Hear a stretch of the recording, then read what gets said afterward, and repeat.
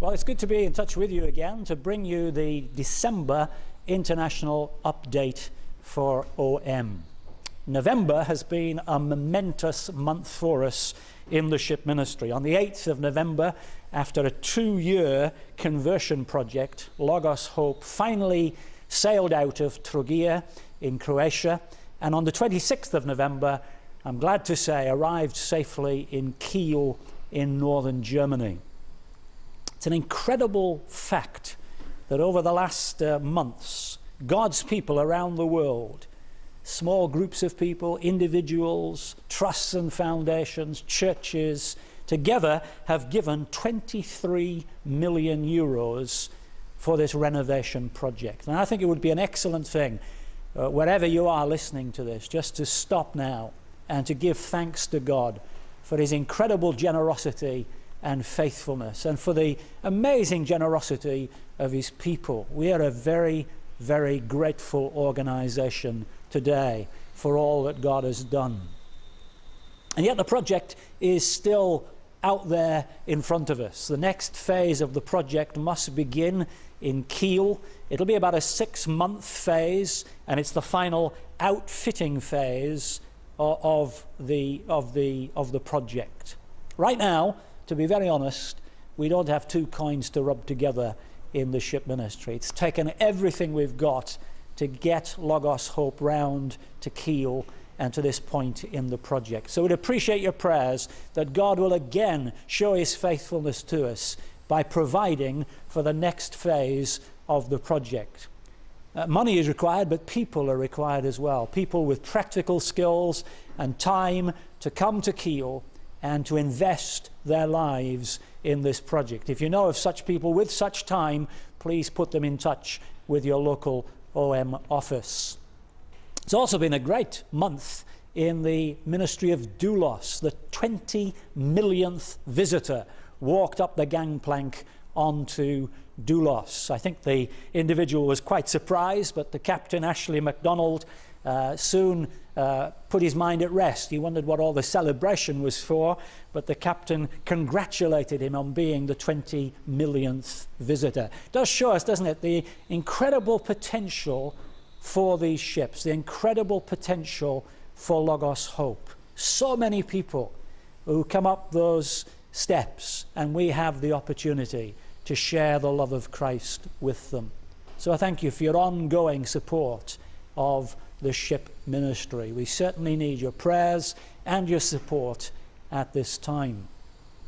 I began writing this update when I was in Yangon in Myanmar, or Burma as we used to call this country. I was quite surprised to get a visa to visit the country with the recent difficulties, and equally surprised to find the country, on the surface at least, very peaceful.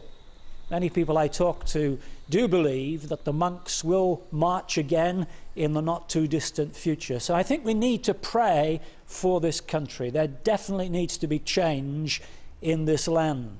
And it would be wonderful if we could see peaceful change without blood being shed, if that's at all possible.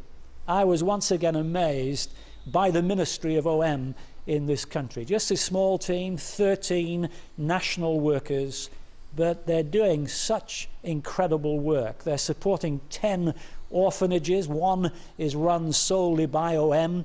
Another 9 we support in various ways. They're involved in church planting projects. They're involved in running a kindergarten.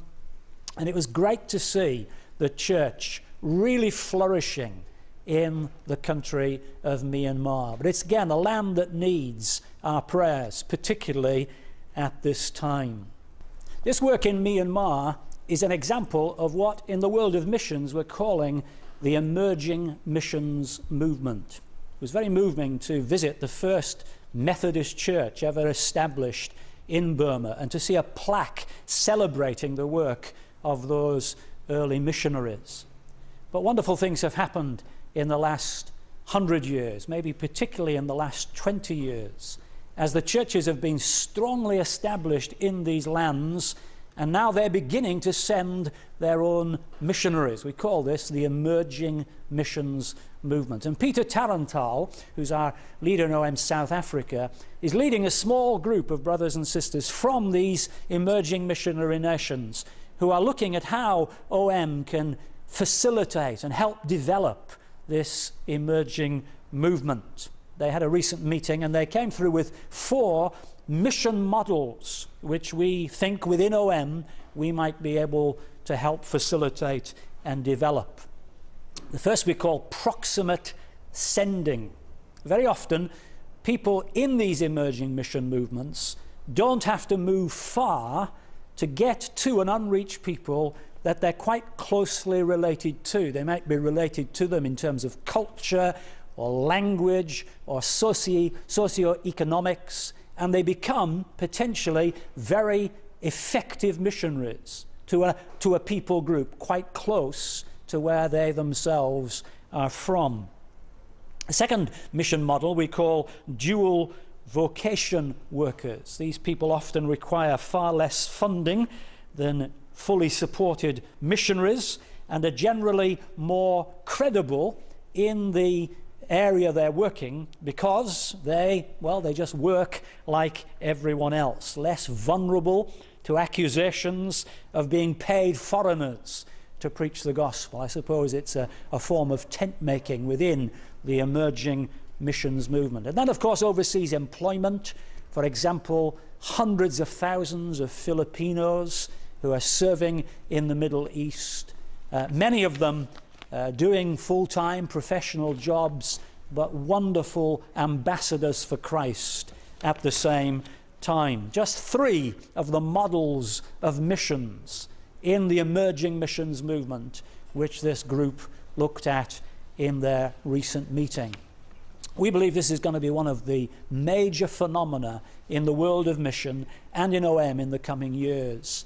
And we'd appreciate your prayers for Peter Tarantal as he leads this group, and for us in OM, because we're going to have to adjust to embrace what God is doing in these emerging nations. Disaster, of course, continues to strike all around the world. Many of you will have been praying for the cyclone in Bangladesh. You've been praying for the floods in Mexico. Here's a report from our Mexican field leader. Millions have been affected by the flooding caused by heavy rains in the south, one of the worst disasters in the nation's history. There's a report here of a mudslide in one state which buried a village of 100 houses, the whole village buried just by that one mudslide. We're in touch with local churches in the flooded area, and if you want to make a contribution to relieve the situation in Mexico, you can certainly send it to any OM office marked for the Mexico floods, and we'll be able to send that on to local churches whom we have confidence in, who are working in these areas. Peru also recently had an earthquake which went up to 8.0 on the Richter scale. Hundreds died, thousands were injured, and hundreds of thousands can no longer live in their destroyed or damaged homes. Our close partner, IBS STL, are sending 40,000 Spanish scriptures, 14,500 blankets, and we'd appreciate your prayers that those scriptures and those blankets will get into the right hands. Mozambique is an amazing nation. It's a nation I have enjoyed visiting on a couple of occasions over the years, and some quite amazing things are happening there. Our team held a prayer night in one town which is notorious for occult-related murders. They notified the town and local government officials of their intentions to have this extended time of prayer. They began singing and rejoicing from 8 o'clock one evening. At 11 o'clock they divided into groups and moved through the village, knocking on the doors of all known Satanists.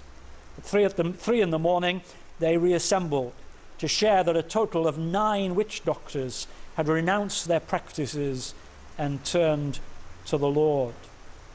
Clearly, such work has to be followed up carefully, and it needs to be followed through by our prayers as well.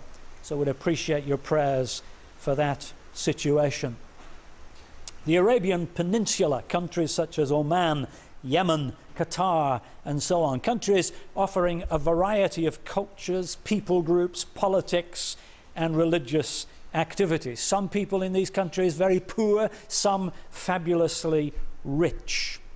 There's a special prayer guide available for the Arabian Peninsula, which you can get on the web, www.apinfo.eu/download will get you to it. It would be great if, as a movement, and if our friends around the world could join us in praying for the Arabian Peninsula over the next few months. Many of you will have been involved in shoeboxes over the last few weeks. It's a great work, isn't it? Getting these gifts to children around the world, especially at Christmas time. And our teams with Mercy Teams International are involved in a very similar project. They're involved in something called love bags.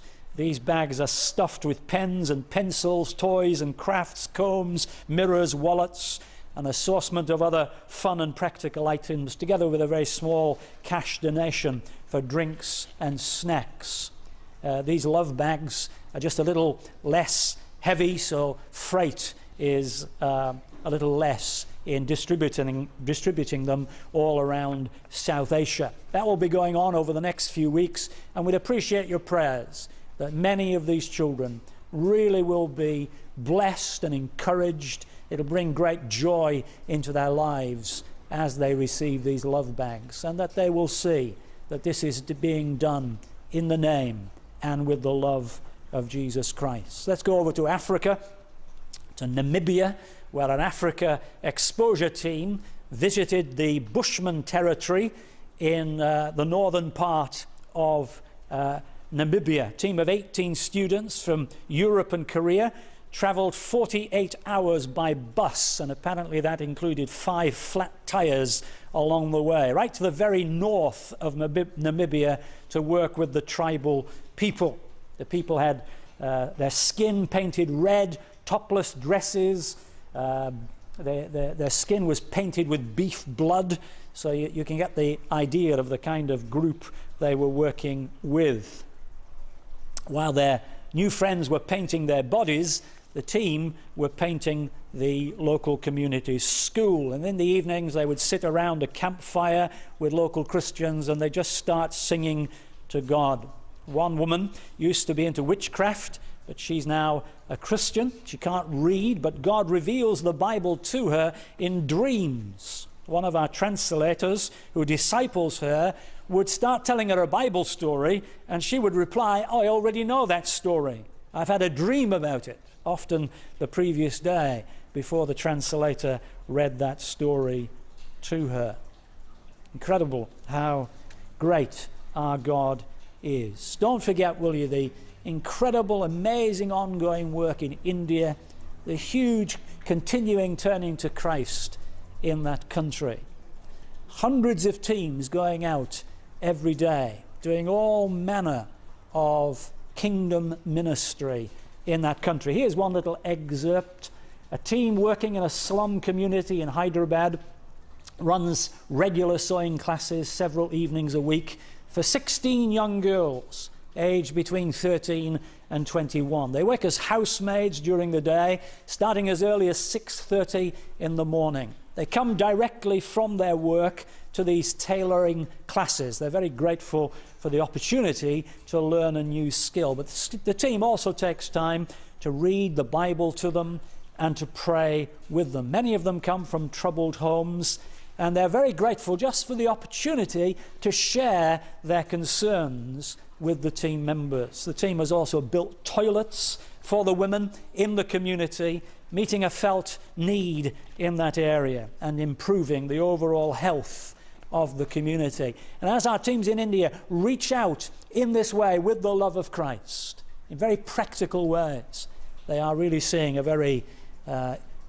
encouraging turning to the Lord Jesus. We'll finish up in Europe, in Greece, and we'll visit the Albanian camp which took place a couple of months ago. Children from the Albanian immigrant community come to this camp. Life's pretty tough for these immigrants, especially as the cost of living has gone up and work opportunities are quite few. Many parents, both of them, have to work, and sometimes they even have to have 2 jobs each. So children don't see much of their parents. They spend much of their time on the streets or at internet cafes. Many of their parents grew up in communist Albania, where children were taken care of by the state from 3 months onwards. Here's one guy, he's called Nico. He arrived at one of our camps wearing an Iron Maiden t-shirt with skulls and a graveyard glorifying death. Didn't want to go to the boys, to the Bible club, but he was encouraged to go. He would draw dark pictures, always black and red. But one of the Child Evangelism Fellowship workers met him and told how he utterly changed through this camp. Whilst he was indifferent at first, he experienced encouragement and praise from the workers, and in the end he really was enjoying the program. And we're praying that as we get alongside young guys and young ladies like that, we can see through love expressed to them, through the scriptures being regularly taught to them, we can see lives changed. So that's just a few of the reports I've had over the past month from around the world, and we do appreciate your prayers very, very much. We're coming forward to the Christmas period. There's a number of special Christmas outreaches in various parts of the OM world. We'd appreciate your prayers for that. And we also pray that at this Christmas time, you'll be able to get some time for rest, relaxation, maybe family time, and just time to reflect on the heart of all that we're involved in, that unspeakable gift from our Father, the gift of the Lord Jesus. May you have a wonderful time praising Him during this Christmas period. We thank you so much for your prayers and look forward to ongoing fellowship with you into 2008. Thank you very much indeed.